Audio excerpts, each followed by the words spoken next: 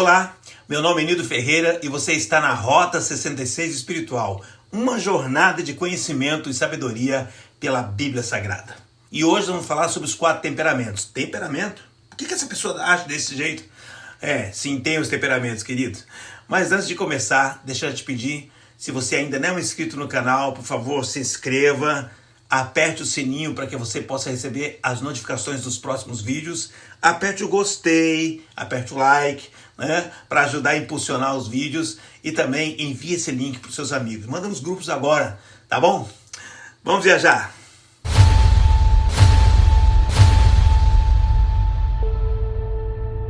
A teoria dos 4 temperamentos, colérico, sanguíneo, melancólico e fleumático, tem suas raízes na antiguidade, atribuída inicialmente ao médico grego Hipócrates, que viveu entre 460 e 370 a.C.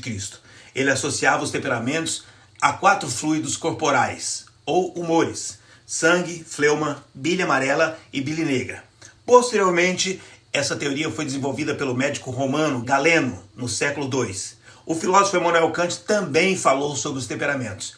E o David Kirsten, um psicólogo californiano, define temperamento como uma configuração de inclinações e predisposições, em contraste com o caráter, que ele considera uma configuração de hábitos. Vamos lá. O uso correto do temperamento envolve a compreensão e aceitação de si mesmo e dos outros, enriquecendo as relações. Em contrapartida, o uso incorreto do temperamento pode levar à justificação de condutas erradas e à categorização e julgamento dos outros. Aonde se encaixa introvertidos e extrovertidos? Vamos lá. Os coléricos e sanguíneos geralmente se enquadram nos extrovertidos, tendendo a ser determinados e preferindo a companhia dos outros.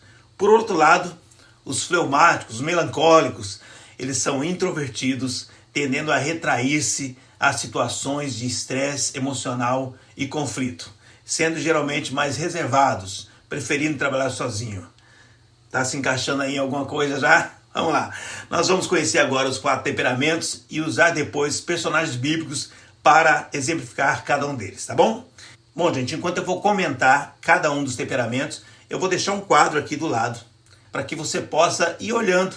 Ali estão escritos, simplificados, as qualidades, os defeitos e categorias em que as pessoas que têm tais temperamentos se encaixam na vida, tá bom? Antes de continuar, eu quero dizer que a maioria das coisas, dos conceitos que eu vou relatar aqui, tem a ver com o livro do Tim LaHaye, Temperamentos Transformados pelo Espírito. Ele também tem outro livro que eu já li, que é maravilhoso, que é Por que Agimos Como Agimos, mas eu não tenho ele comigo. Procura ver se encontra, adquira, porque é muito bom, tá bom?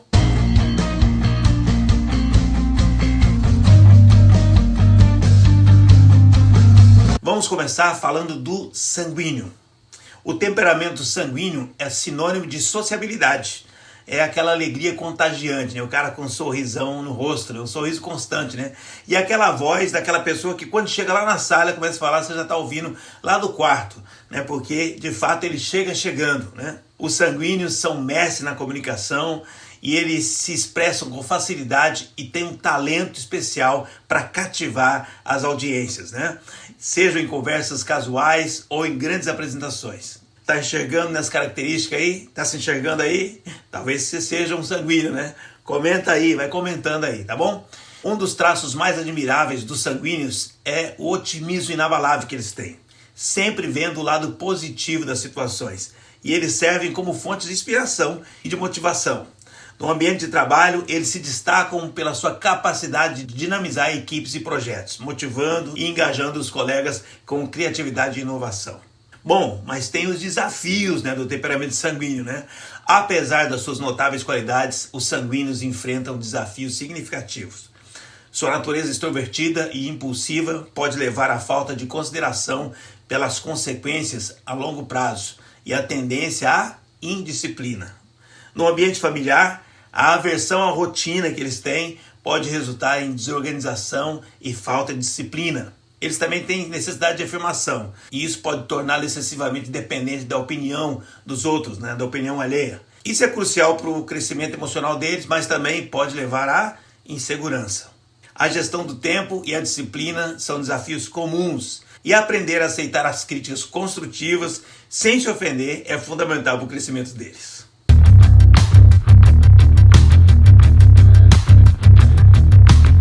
O colérico, uau! O temperamento colérico é caracterizado por uma energia intensa e assertividade. Esses indivíduos têm paixão e ímpeto por liderar, agindo como motores de iniciativa e projetos.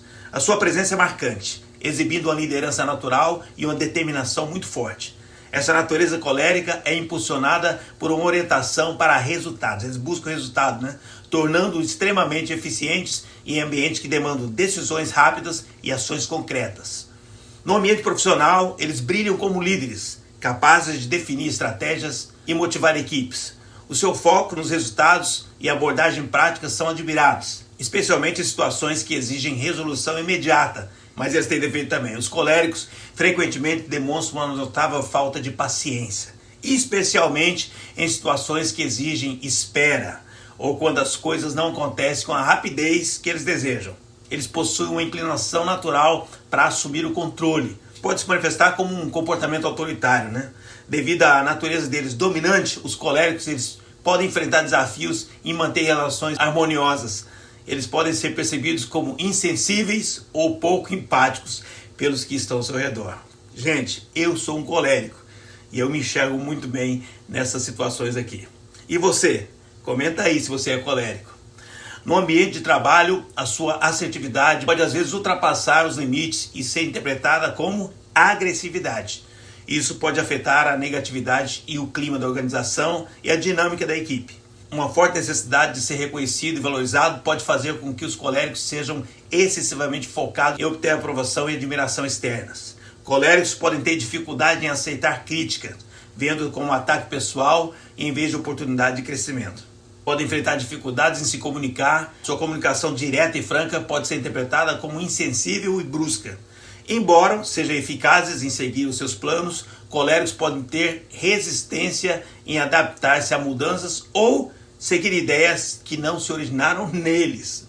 O seu foco intenso nas metas e realizações pode levar a um desequilíbrio entre a vida profissional e a vida pessoal, resultando em negligência de aspectos importantes da vida fora do trabalho.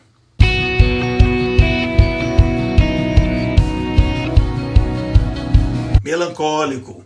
O temperamento melancólico, intrinsecamente rico e complexo, equilibra habilidades notáveis com desafios particulares. Por um lado, os melancólicos são dotados de uma sensibilidade emocional profunda e uma capacidade introspectiva marcante.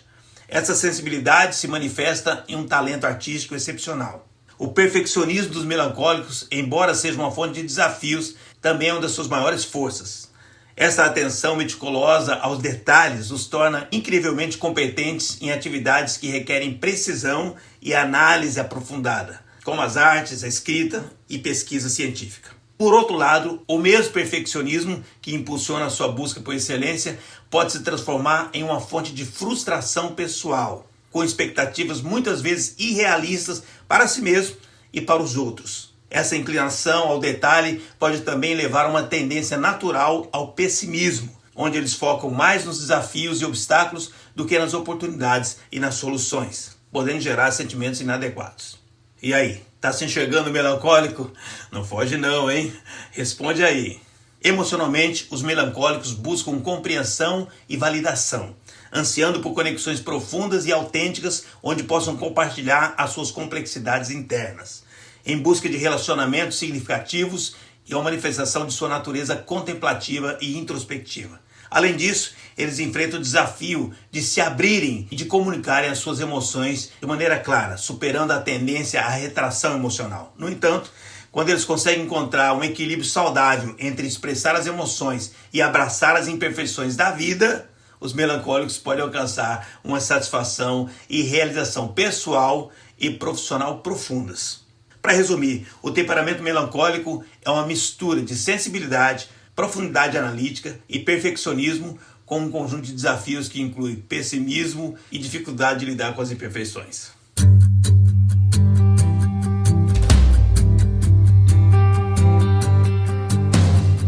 O fleumático. Temperamento fleumático é caracterizado por uma calma e estabilidade notáveis, comparável a um lago tranquilo que reflete serenidade. Tem algumas pessoas que eu brinco com elas dizendo, você não é fleumático não, você tem fleumatismo craniano. Esses indivíduos se destacam pela sua abordagem equilibrada da vida, trazendo um sentido de paz e equilíbrio onde quer que eles estejam, né? Aquele povo, né? Buona gente, né? Uma das suas características mais marcantes é a confiabilidade. Eles são vistos como alicerce de grupos e famílias, oferecendo suporte constante e uma presença tranquilizante. Além disso, os fleumáticos possuem uma habilidade natural com a diplomacia, evitando o confronto e buscando soluções que beneficiem a todos, o que os torna mediadores eficazes em situações de conflito. Mas, apesar das suas virtudes, os fleumáticos também enfrentam desafios. Sua natureza calma pode, às vezes, levar à indecisão e a uma certa resistência a mudanças. Podem ser percebidos como excessivamente cautelosos e passivos, especialmente em situações que exigem uma ação rápida e mudança, né? No ambiente familiar, os fleumáticos contribuem para a estabilidade e a harmonia, né? Eles criam um ambiente tranquilo e seguro. Porém, sua aversão a conflitos pode levá-los a ser excessivamente permissivos ou evasivos em questões disciplinares. Eles valorizam a estabilidade emocional e a harmonia em seus relacionamentos. E embora não busquem ativamente reconhecimento, eles apreciam a lealdade e a compreensão. Profissionalmente, eles são colaboradores confiáveis e consistentes, trabalhando de maneira constante e pacífica, o que os torna valiosos em qualquer equipe. Contudo, um desafio comum para os fleumáticos é superar a tendência à procrastinação e desenvolver proatividade e iniciativa, o que os ajudaria a aproveitar as oportunidades. Fechando, o temperamento fleumático, com a sua abordagem calma e ponderada da vida, oferece um modelo de estabilidade e equilíbrio, enquanto enfrenta desafios como a indecisão e resistência à mudança.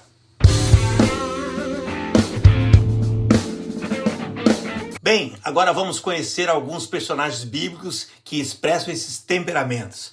E vamos começar com o Pedrão, hein? Pedro é frequentemente lembrado pelas suas características impetuosas e sua natureza entusiástica. Como um bom sanguíneo, ele tinha a capacidade de encorajar e inspirar aqueles ao seu redor. E não é por acaso que ele se destacou como um líder na igreja primitiva. Então vamos às qualidades de Pedro. Pedro nunca hesitava em expressar sua opinião ou fazer perguntas. Lembra quando ele questionou Jesus sobre quantas vezes deveriam perdoar as pessoas? Ou o que ganhariam aqueles que deixavam tudo para seguir Jesus? Pois é, ele mostrou entusiasmo ao querer armar as tendas no Monte da Transfiguração, onde apareceram também Moisés e Elias, lembra? Pedro era leal e ele era protetor, né? A sua defesa pronta de Jesus no jardim de Getsêmani, embora mal direcionado, ele quase matou o soldado romano, né? Demonstrava um desejo de proteger o seu mestre. Mas olha os defeitos, hein? Pedro era impulsivo, né? Uma hora ele tinha fé para andar sobre as águas e outra hora ele estava olhando o vento e estava quase se afogando, né? Ele era indisciplinado, né? Isso fica mais evidente quando ele dormiu lá no jardim de Getsêmani, em vez de estar orando com o seu mestre Jesus, né? Pedro também era muito inconstante. Uma hora ele proclama a fidelidade a Jesus, nunca vou te abandonar, mas tempo depois ele está negando Jesus, negou 3 vezes Jesus, né? Ele era desbocado, né? Ele diz que Jesus é o ungido de Deus, tu és o ungido de Deus. Mas daqui a pouco ele começa a repreender Jesus abertamente quando Jesus fala a respeito da sua morte. Então o Pedrão era um sanguíneo por excelência, com as qualidades e as dificuldades também. Mas o livro de Atos, que fala muito de Pedro também, né, ele dá uma visão clara da transformação que o Espírito Santo fez na vida do Pedrão. No capítulo 2 de Atos, ele está cheio do Espírito Santo e fala aos judeus em Jerusalém com ousadia. Lembra? Converteu muita gente, né? Então foi uma mudança notável daquele homem, né, que tinha negado Jesus e agora está falando com veemência sobre Jesus, né? Mais adiante, em Atos 10, nós vemos o Espírito Santo trabalhar novamente na vida de Pedro. Ele recebe aquela visão do lençol com os animais e depois ele vai pregar na casa de Cornélio, lotado de gentios ali. Imagina, algo que seria impensável para um judeu tradicional, né? A partir desses momentos, a impulsividade e insegurança de Pedro são transformadas em coragem e em sabedoria divinas, mostrando que, mesmo sendo sanguíneo, ele pode ser moldado e refletir a glória de Deus. Viajando, sem nunca desistir, eu sei exatamente para onde ela vai me conduzir.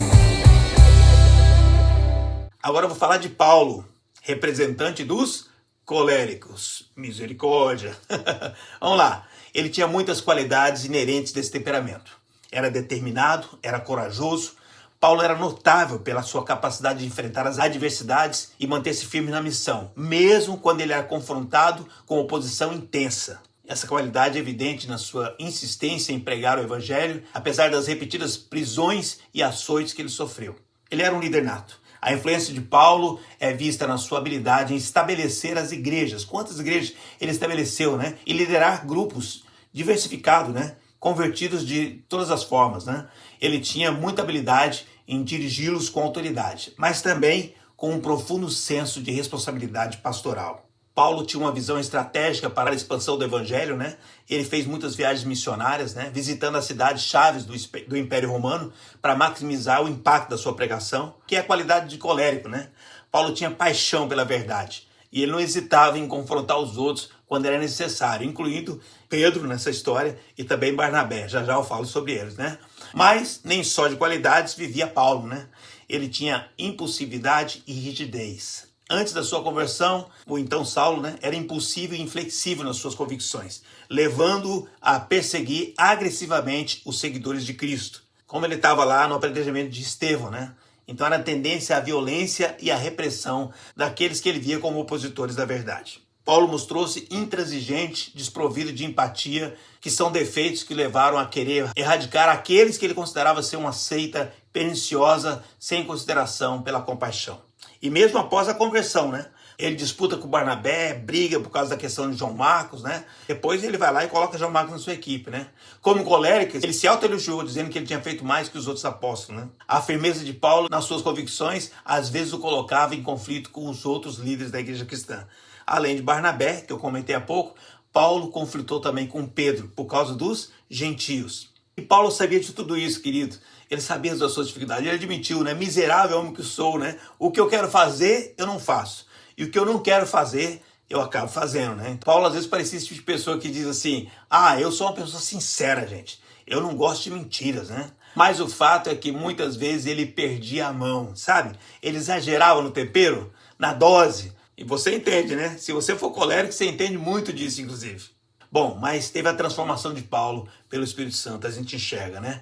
Aquele coração que antes era frio, cheio de zelo e sem conhecimento, foi preenchido com um amor tremendo de Cristo, levando Paulo a se tornar um dos mais influentes pregadores do amor e da graça de Deus. Um homem que uma vez perseguiu a igreja com muita violência, tornou-se paciente e sofredor por amor de Jesus, suportando a dor e a privação para pregar o evangelho. Paulo aprendeu a ser tudo para com todos, para ver se ele conseguia ganhar alguns, né? Então ele se adaptou na abordagem para alcançar pessoas de diferentes culturas e contextos. Aquele que poderia ter se gabado das suas conquistas, escolheu se gloriar nas suas fraquezas. Quando eu sou fraco, aí que eu sou forte, né? Porque ele queria ser encontrado em Cristo. Amém? E este é o retrato mais completo de Paulo. Um homem que, segundo o que nós enxergamos na Rota 66 Espiritual, a Bíblia, encarnava tantas forças quanto as fraquezas do seu temperamento colérico e cuja vida foi radicalmente transformada pelo poder do Espírito Santo.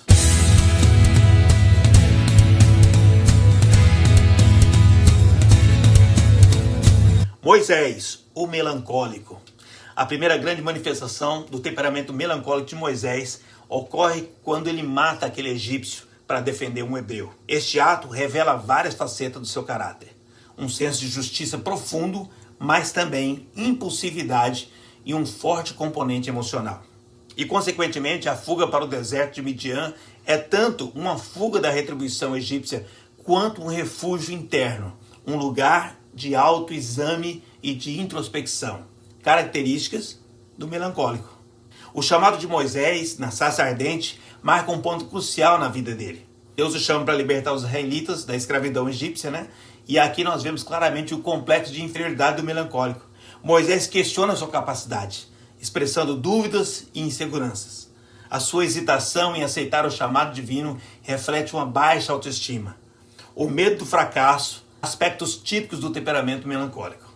Assumindo a liderança de Israel, Moisés demonstra os pontos fortes do melancólico. Inteligência, habilidade de planejamento estratégico, sensibilidade às necessidades dos outros e um senso de justiça inabalável. Mas apesar de ser conhecido como um homem manso, um dos desafios mais significativos para Moisés foi a sua ira. Por exemplo, ao descer do Monte Sinai com as tábuas dos 10 mandamentos, ao encontrar o povo adorando o bezerro de ouro, o que ele faz? A sua ira o levou a quebrar as tábuas. Outro incidente foi que a ira dele levou a desobedecer a Deus e bater na rocha para tirar água, em vez de apenas falar com ela como Deus o tinha instruído. Esses momentos de ira tiveram consequências significativas, incluindo a proibição dele entrar na Terra Prometida. Tem um momento que Moisés demonstra um tipo de depressão, sobrecarregado pela responsabilidade de liderar os israelitas, e ele chega a pedir a Deus: se é assim que vais me tratar, mata-me agora mesmo, se te agradas de mim. Não me deixes ver a minha miséria. Olha que coisa louca, né? Isso é uma coisa muito melancólica, querido. Essa expressão de desespero de Moisés é uma manifestação de autopiedade e da depressão que frequentemente aflige os melancólicos. A sua reação aos desafios não era apenas uma resposta às circunstâncias externas, mas eram também um reflexo da sua luta interna de um melancólico. Assume aí. Você se parece com Moisés? Olha lá, hein? Você é melancólico? Vamos lá. Moisés, apesar de ser um líder capacitado e escolhido por Deus, não estava imune às armadilhas emocionais do seu temperamento.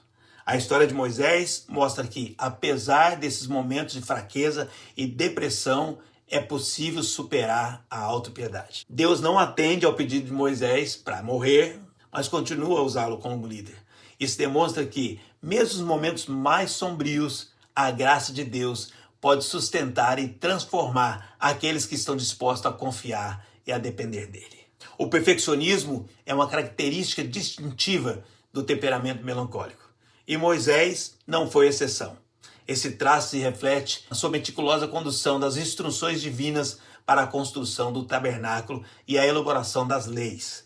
O livro de Êxodo, especialmente os capítulos referentes à construção do tabernáculo, mostra que Moisés se dedicou a cumprir com precisão os detalhes das instruções de Deus.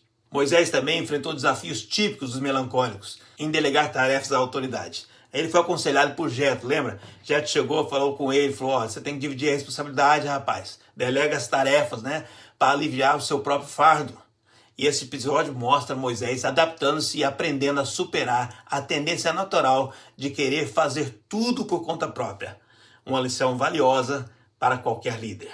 Moisés demonstrou uma lealdade e uma fidelidade extraordinária para com Deus quanto ao povo de Israel.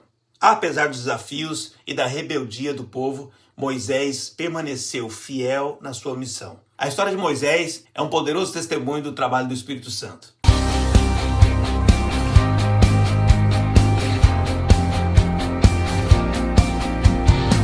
Abraão, o representante dos fleumáticos. O primeiro patriarca, Abraão, era conhecido pela sua tranquilidade e acessibilidade, traços típicos de um fleumático. Essas características são visíveis em várias situações, como em sua interação pacífica com Ló, e a maneira como ele lidava com os desafios.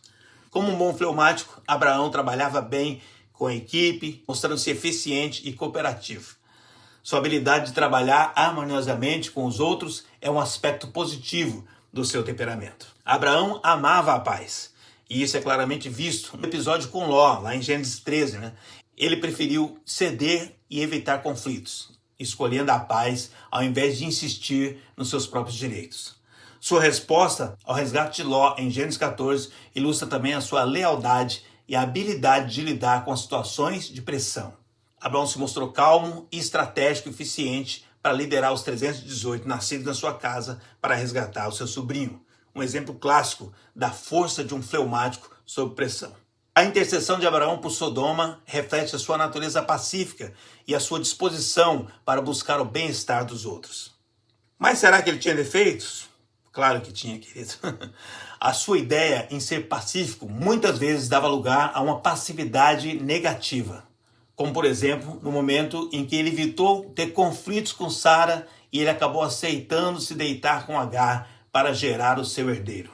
Ele podia ser mais firme, mas ele vacilou, Ele teve também medo, Abraão teve medo, Naqueles episódios quando ele falou que Sara era a irmã dele, Porque ele estava se protegendo, E acabou que era um problema. Em duas circunstâncias ele fez isso. Com o faraó do Egito e depois também com Abimeleque. Ou seja, apesar de ser o pai da fé, o que o Espírito Santo trabalhou na vida dele, né? Abraão muitas vezes deixou com que o seu temperamento fleumático aflorasse. Mas Abraão é um exemplo de transformação também, né? O Espírito Santo, de fato, pôde fazer de um fleumático passivo e temeroso um exemplo de fé e obediência. Não foi isso que ele foi chamado? O pai da fé? O fleumático é procrastinador, mas Abraão foi trabalhado por Deus, e quando ele foi chamado por Deus para deixar a sua terra, ele não hesitou não procrastinou. Ele foi, né? Também quando ele foi desafiado por Deus a sacrificar Isaac, seu filho, ele também não procrastinou. Ele foi em direção ao sacrifício, né? E também quando Deus falou para ele que ele devia circuncidar os nascidos da sua casa, foi isso que ele fez. No mesmo dia, ele circuncidou os nascidos na sua casa. Então, isso demonstra um Abraão que foi trabalhado por Deus, pelo Espírito Santo, né? Então, por isso nós podemos confirmar que Deus transformou a vida desse fleumático. E aí, você conseguiu se enxergar em um dos temperamentos? É importante ressaltar que esses temperamentos, eles ter o mais evidente, mas você pode ter 2, às vezes até 3 temperamentos. Eu, por exemplo, sou colérico, né? Eu tenho uma boa porcentagem de sanguíneo e aí uma pitadinha ainda de melancólico. Misericórdia, né? Mas Deus é bom, né? Deus tem trabalhado o meu temperamento também, né? Queridos, eu espero que eu tenha ajudado você com essa questão dos temperamentos, que eu acho que é muito importante. Às vezes a gente precisa se conhecer, né? A gente precisa conhecer e conhecer os outros, né? Às vezes a gente não compreende as outras pessoas, mas se você estudar o temperamento, você vai entender por que a pessoa age daquele jeito, né? Por isso que eu falei desse livro também, do Tim LaHaye, Por que Agimos Como Agimos. Se você puder, adquira esse livro, que ele é muito, muito bom mesmo, tá bom? Assista de novo esse vídeo, talvez você consiga se chegar melhor, né? Ok, queridos, vamos orar? Vamos orar. Pai, eu quero te louvar e te agradecer por esse tempo precioso que nós tivemos, aprendendo sobre comportamento, o temperamento humano, os 4 temperamentos, Senhor. Deus, que o Senhor possa estar abençoando para que nós possamos aprender mais sobre nós e sobre os outros, para que possamos melhorar nosso convívio com as pessoas e compreender, não somente a nós, mas também aqueles que nos rodeiam, entender melhor como eles funcionam. Eu quero te pedir em nome de Jesus que esteja abençoando nossas vidas, derramando sobre nós a tua unção, o teu poder e transformando os nossos temperamentos, assim como o Senhor agiu na vida de Pedro, de Paulo, de Moisés, de Abraão e de tantos outros na Bíblia que nós poderíamos citar também. Que nós possamos ser abençoados pelo Senhor e transformados pelo teu Espírito. Abençoe a cada um, cada pessoa, cada família, cada casal, cada filho, cada pai, cada profissional, cada líder, cada pastor, cada bispo, ó Senhor, cada servo do Senhor, em nome de Jesus, abençoe-nos como um todo na tua presença. Amém. Amém. Glória a Deus, querido. Deus te abençoe muito, muito, muito. Até uma próxima viagem na Rota 66 Espiritual.